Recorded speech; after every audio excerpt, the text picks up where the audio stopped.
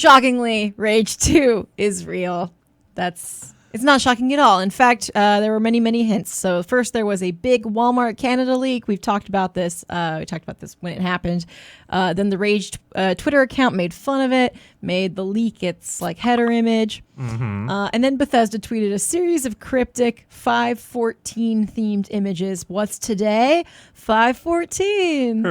Yep. And Rage 2 has been announced officially. Yes. So they have this weird kind of I guess reveal trailer. There's no gameplay. It's more of to kind of set the tone. So we're gonna show it to you, y'all. If you haven't seen this, oh boy, this is some shit. Okay. It's you don't really need to hear the sound. You probably. I would advise against. The song is stuck in my head now, and I'm not about it. It's like an old Andrew WK type thing. It is. Yeah. And it keeps asking me if I want to die or something. It's like, well, yeah, but not in this way. So, yeah, it looks understandably very Mad Max, except more neon. Very colorful. Very goofy. There's some mutant dudes. It's like Radical Heights meets Mad Max, I guess. It's got a lot of attitude. It's got like this old video gamey attitude stuff that I am super not into. I know I said this before. This trailer makes me feel gross. Yeah, you were like, I kind of want to take a shower, and I feel... Like you need to take a shower after this? I feel... Similarly, I think I just want to see some gameplay, because yes. From that trailer, I'm just getting like the goofy vibe. I'm not getting a whole lot of like, which I guess the tone of a game is important to what you should expect going in, right? Like, yeah, that does matter. But I'm kind of like, I've seen, okay. You know what my real thought is? Tell us how you really feel. At the core of my heart is I've seen Fury Road and nothing can top Mad Max Fury Road in my mind. All right. Well, the only apocalyptic shit I care about is Mad Max Fury Road. I think it's a masterpiece of filmmaking. Okay. Just because I mean, like the editing of that movie and the way it's shot and the high contrast.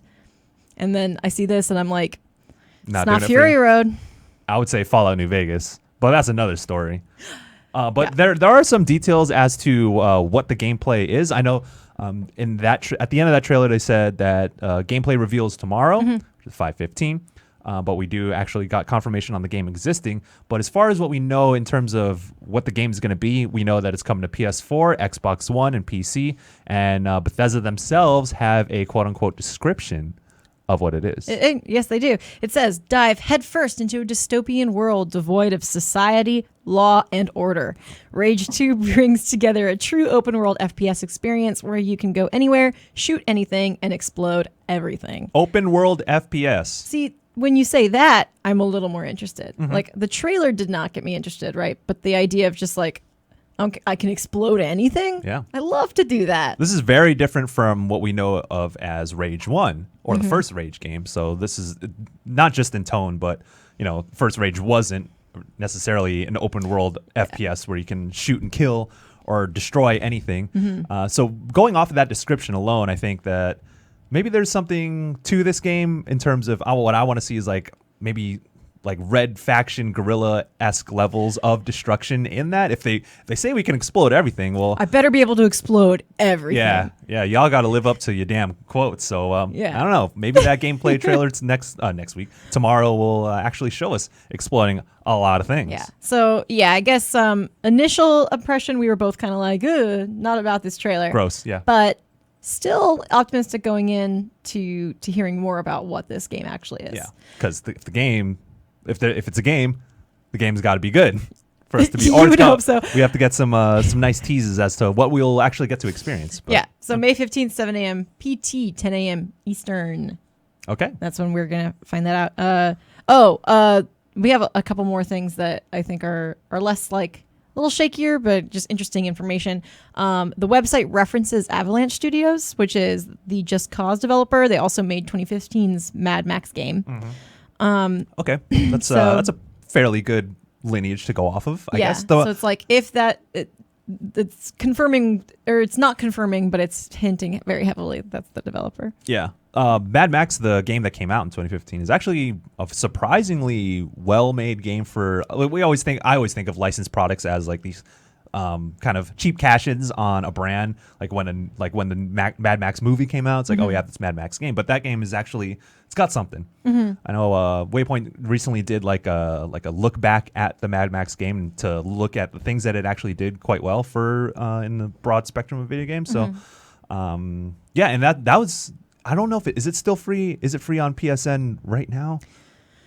You know, we did a story on that. Time keeps marching on, and I don't know what I don't either. the free games are right now. But but I'm sure we have a news video about it. I'm not sure. I mean, I am sure because I know we did one. Anyway, we got an update that Bethesda has subsequently confirmed that this is a collaboration between Avalanche and Rage 1 developer id Software. Oh, okay. Just to say. Cool. The cursor is still on that little detail. I'm guessing that is Matt Padgett. I think it was Chris Pereira. Oh, Chris Pereira. All right. So, well, actually, Matt's in the document. So. Well, sure. Bethesda's E3 press conference is set Sunday, June 10th. So we'll probably hear more then, maybe. I find it so strange that they're doing this pre-E3 thing. Do you think they had planned on doing this? Hey, they said it was going to be last week. They said our longest E3. It's like, but it starts today for Bethesda. But do you think they plan E3 to announce Rage now, or are they responding to the leak? No, this seems like something that had been planned.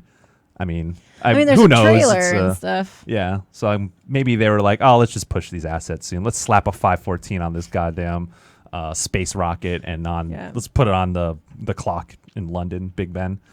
The clock in London. The clock in London, Big Ben. So I don't know if Big Ben is actually the tower or the clock name. No, so people in the comments were like, Big Ben is actually the name of the bell. And I was like, I don't care. When when you're a tourist in London, the whole thing is Big Ben. I don't give a shit. The biggest of about Bens. the technicalities of Big Ben.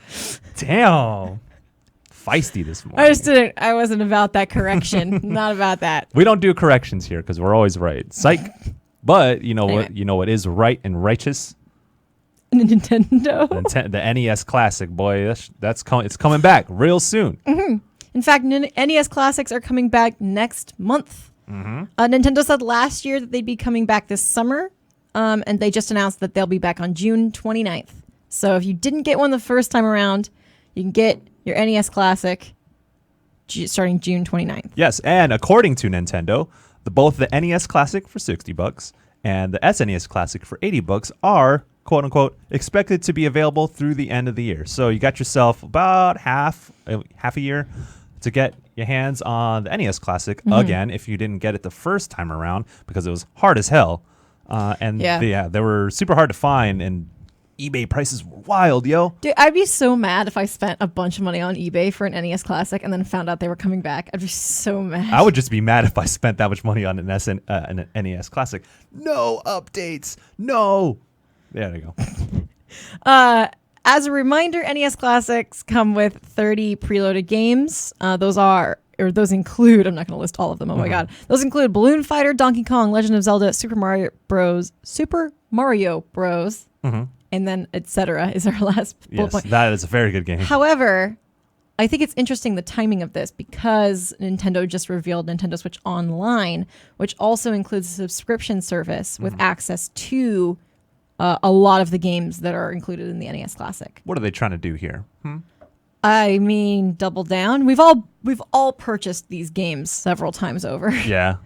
Well, I mean, I guess it's cool that you should know that if you wanted one the first time around, couldn't, because then things was flying off shelves. You know, it's you got your chance. It's nice because this is just a box that you buy and plug in. The Switch one is an online subscription service. Yeah. So I guess it really depends on how you enjoy these games, how you want to play them. If you don't have Wi-Fi. Quick note though. Nintendo has said that they're adding online connectivity to those classic games when they do come to the Switch. So. Yeah, so there's it's a multiplayer and stuff like that, and I think all of them have or most of them have some sort of component. Yeah, I guess some of the games where you get high scores, they'll have leaderboards. And all that. Yeah. So if you're a purist, then maybe the NES Classic is for you, and you can get one at the end of June. Billy Mitchell, you won't be taking part in any of them leaderboards, boy. You ban. Call back to a story from a long time ago. Nicely done. Yes, get your hands on the NES Classic June 29th. When you can, if you want to, get it. When you can, If you want to. Yeah. SNES Classic is available. I checked this morning on at GameStop, not GameSpot, GameStop. It is available. So, and for me, SNES Classic is where it's at because, boy. Oh, yeah. I'm all about the SNES Classic. I didn't own an SNES, but I've played a lot of Super Nintendo games. My first experience with a lot of them, or with a lot of like NES, I always say it because I didn't own one, with NES games NES from was Earthbound. I know was in Animal Crossing GameCube because you could get one and play. A bunch of these games. But like the Super Nintendo games I played like on my Wii or my There's some virtual console. Some timeless classics on the SNES Classic like Super Mario RPG. Link to the Past. Link to the Past is fine. Final Fantasy 3, aka Final Fantasy 6. Link to the Past is cool. It's great. It's superb. Thank you. All right, it's essential. Thanks, Michael. Ooh boy, Earthbound 2. Did you see that tweet going around, the thread going around where it was like, what is the best third game in a franchise besides The Witcher 3? That's a good one. Mass Effect 3. Get it. Mass Effect 3 is a fine game. I don't care what y'all say. Mass Effect 2 is the better one. Mass Effect 1 is the best. Okay, but then my problem was, like Halo 2 is the best one. Yeah, Halo 3 is pretty damn good, that's hard. too. So A Link to the Past would be one of my favorites. Oh, I hadn't really thought of that. As Super Mario World. That is the third? I think so. Shit. The more you know. I saw this on Twitter. If you have picks, I would love to hear them to go with this Nintendo story that we just I was going to say Star Wars Knights of the Old Republic 3 coming in. Oh, I never. wish. I wish. That would be the best third game in the string of a trilogy or whatever, based on that Twitter thread that you were looking at. All right? All right, so we covered Rage. Okay. So yeah, Rage is real. We covered NES Classics coming back. Okay. And now that's half of the stories we're doing. Yeah, and our next story is about a game that came out 2 years ago. Overwatch Anniversary Event and Legendary Edition are on the way. The game launched 2 years ago this week, so you were extremely accurate in your assessment that it came out 2 years ago. The anniversary event is happening this month accordingly. Oh, shit. I forgot to delete that from there. Oh, what? There's a note that says game launched 2 years ago this week, but that is an error in our notes. Why didn't we change it? I incorporated the new note, but I forgot to delete that one. I'm so sorry. It's okay. So this week, meaning referring to when the event actually starts. It launched May 24th, 2016. Yeah, the event actually runs from May 22nd to June 11th. I keep forgetting it's not like May 20th right now. I'm not really keeping track of the days. My brain is constantly in because there's so much stuff happening that week for us personally. I mean, I'll be traveling shortly after. Me too. It's just anyway, but the game launched May 24th, so the event starts May 22nd, runs through June 11th. Here's a nice little video. Yes, there's going to be a bunch of new stuff to celebrate the 2-year anniversary of Overwatch, including a new deathmatch map called Petra. A new competitive mode for deathmatch. It appears to be separate from the game's existing competitive mode. 50 plus. Hold on. It has its own placement matches, skill rankings, and leaderboards. So, yeah, that stuff will have its own sort of contained thing for you competitive players out there. But in addition to that, if you're more into the aesthetics of Overwatch, there are 50 new cosmetic items. You did it, including 8 new legendary skins and 3 epic skins. All previously released cosmetics and most past brawls on a daily rotating basis will be available during the event. All seasonal loot boxes will be available as well. Summer games, Chinese New Year, etc. That's the thing I'm most about. Yeah. I want to get that Witch Mercy skin so bad. That skin's That good. is what I want. Yeah. If you buy a 50 loot box bundle, that includes extra legendary tier loot box. So pull out your wallets.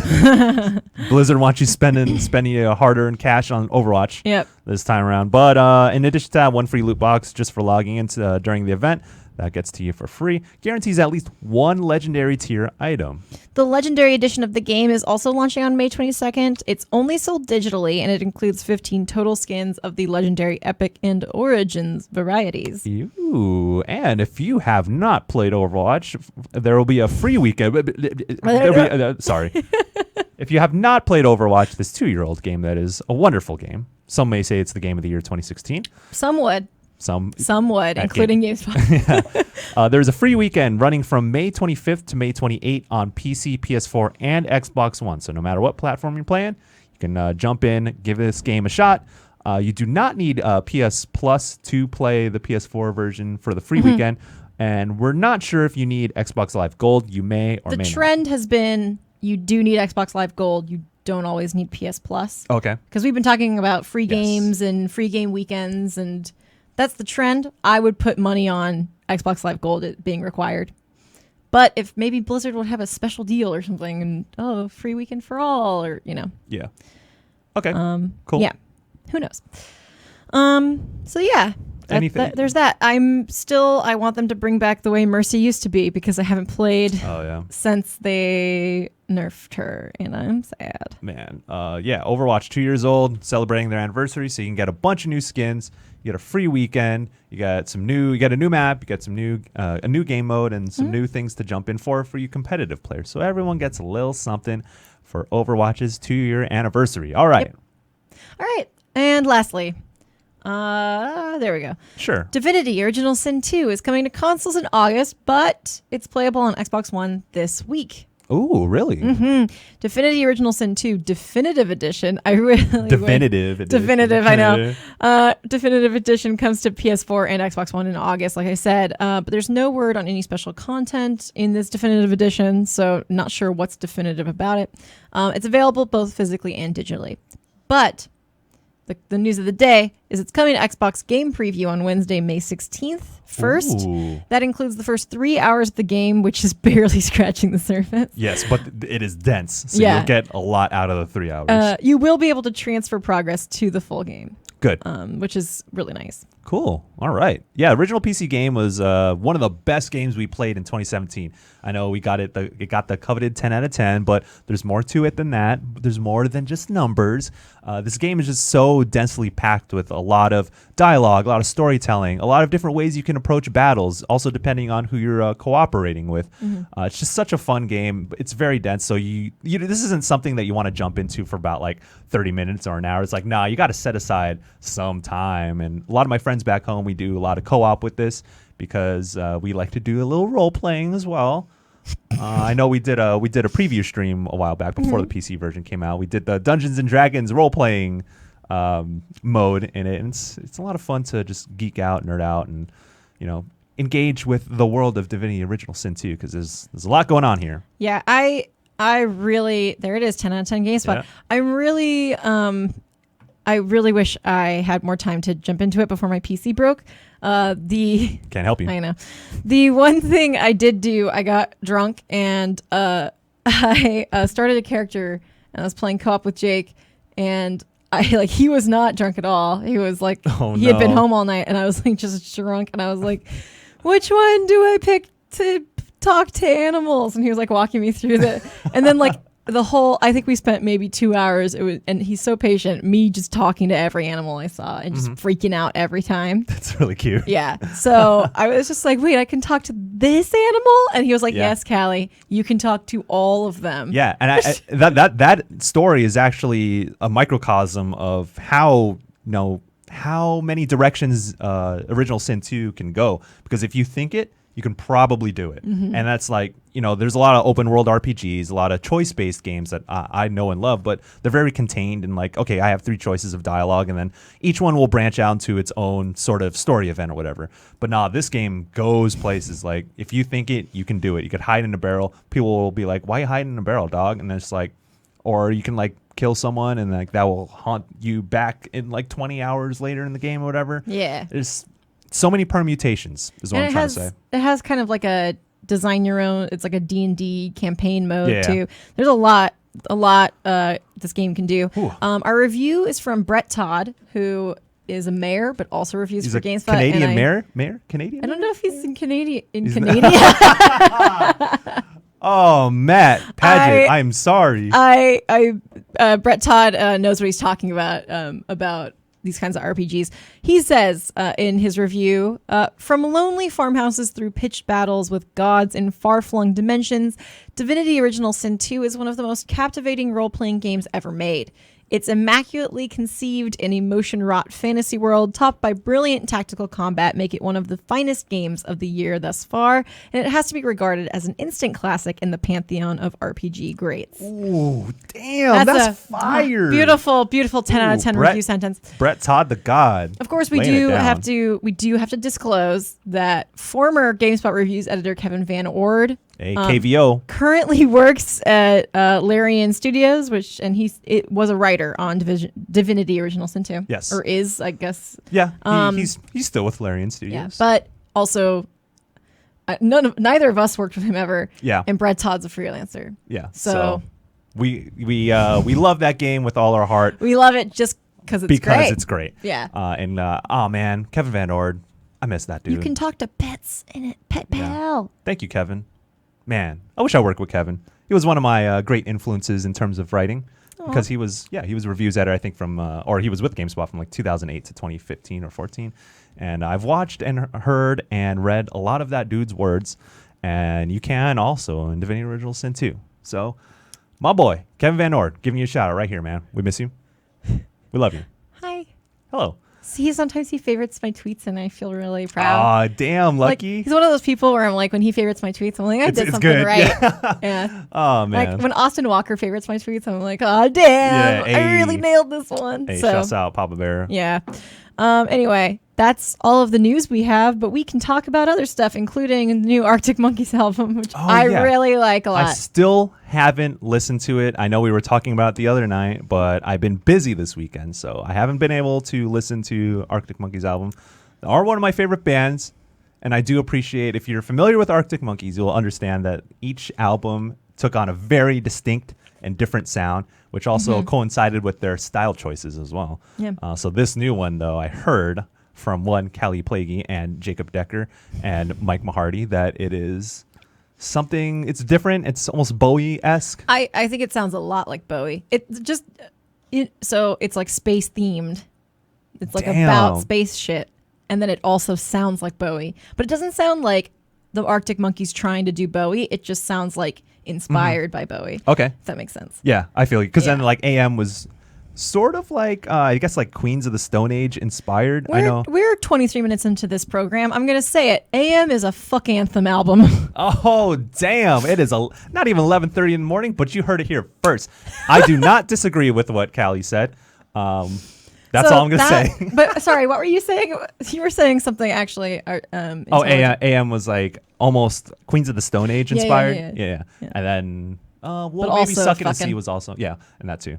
So. And then they do Britpop or Britpunk, which I love Britpunk generally. They do like, it's sort of. It's like bratty. Yeah, bratty. It's, upbeat and very, like punk-ish. Favorite Worst Nightmare, which was their second album, is I would consider one of my favorite albums like of all time. I think Favorite Worst Nightmare is incredible. Incredible. Yeah. From front to back. That album is great. Yes. Yeah. So Tranquility Base Hotel and Casino is the new album. Okay. My favorite song right now is 4 out of 5. But I would recommend just listening to it through once. Oh yeah. It's also one of those albums that you might not really get into it until like maybe the second or third listen. So. Okay. But anyway, that's what I've been up to. Oh man, I cannot be happier playing fighting games this past weekend because I spent so much time playing BlazBlue Cross Tag Battle. I was very excited for this game just because of the Persona and BlazBlue crossover stuff. Because you're a big old weeaboo? I'm a big old weeb, and I love BlazBlue, obviously. I've talked about it before, and I talked about it last week. I love BlazBlue, but nothing warms my heart more than seeing Persona 4 characters in 2018. In a brand new game in 2018, we are still getting Persona 4 characters in games, and I could not be happier. I love it so much, man. Fighting games have always been like a very hard thing for me to trying to get into, just because like how inaccessible they are, and like the FGC, like I love what the FGC does, fighting game community, but I can't hang. But here I'm dedicated. I know with Persona 4 Arena and Arena Ultimax, it was kind of like, okay, now I have a reason to invest the time. Try to do it, yeah. Yeah, and then now with Cross Tag Battle, it's like, because I was playing in the online lobby and we see so many people who are Ruby fans or who are Under Night fans, or like, and me who's like just got Persona plastered all over my player card. Like all my avatars are all Persona, and like I've only played I play exclusively as Chie and Yukiko, and I do like Noelle Vermillion. She's a wonderful character as well from Blaze Blue, but it's just so much fun to see all these different fan bases come together. And I had like I would say almost 100% like positive community interactions, because like I'll get my ass whooped sometimes. Like, so sorry, we have some breaking news information. Oh, do we? I'm so sorry to interrupt you, No. but we have breaking news. From a Cliff Blazinski tweet. He says Whoa. a statement. Do you want to pull it up on here? Yeah. I'll try my best. Our Blaze Blue Minute is being interrupted by some. This is actually like a big ass deal. Oh man, you can't even get the link. Oh no. It's hold on. We have 3 minutes, but we have enough time to. I'm telling them to put it in the rundown so I can. I don't think that's gonna happen anytime soon. No, just the link. They're not okay. Well, let me just finish up my Just thoughts. finish your thoughts and then. Yeah, it's. I was playing an online lobby. It's really, really cute. It does the DB Dragon Ball Fighters kind of chibi overall overworld thing, but it's great because there's so many great community interactions. Seeing all our favorite characters in the chibi style, it's really, really cute. Blaze Blue Cross Tag Battle, man, I am loving it. That is not Awesome. I'm so happy for you. Yes. I'm gonna. Where's the link at? Benjenka is in here. Matt Paste it, Paget. paste There it it. is. There it is. All right. Okay. All right, pull it up real quick, and then. Really, really big news from Cliff Blazinski. Oh boy, I actually got a sneak peek right Okay, here. Here we go. Cliff Blazinski says, as of today, Boss Key Productions is effectively no more. What the hell? 4 years ago, I set out to make a world-class video game studio, and I hired some of the best talent in the video game industry. They worked tirelessly to produce quality products, and while we had our ups and downs, I'd like to think we had fun doing it. Lawbreakers was a great game that unfortunately failed to gain traction, and in a last-ditch attempt, we scrambled to do our take on the huge battle royale genre with Radical Heights, which was well received. However, it was too little too late. As for myself, I'm going to take some time off and reflect. I need to focus on myself and family, as well as my Aussie Teddy, who is slowly fading from us. Oh, a dog. Oh. Video games will forever be a part of who I am, and I hope to make something new again someday. However, I need to withdraw and take this time. To those of you who have supported myself and the studio these last 4 years, thank you from the bottom of my heart and everyone who came to work for me. Please note that servers for Radical Heights will remain up for the near future. Thanks again, God. Cliff. Wow. What the hell?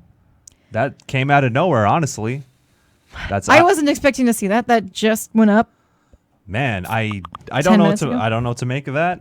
We kind of got to sit down, think about it, sift through the details, but man, that kind of, I mean, even though Lawbreakers didn't do well, it seemed that, you know, whether you liked Radical Heights or not, it seemed like it had some sort of traction, or it was going to do something for Boss Key Productions, but apparently Boss Key Productions is no longer in existence. Yikes. Oh boy. All right. Yeah. Well, that's actually all the time we have. But Yes, that is. So you know.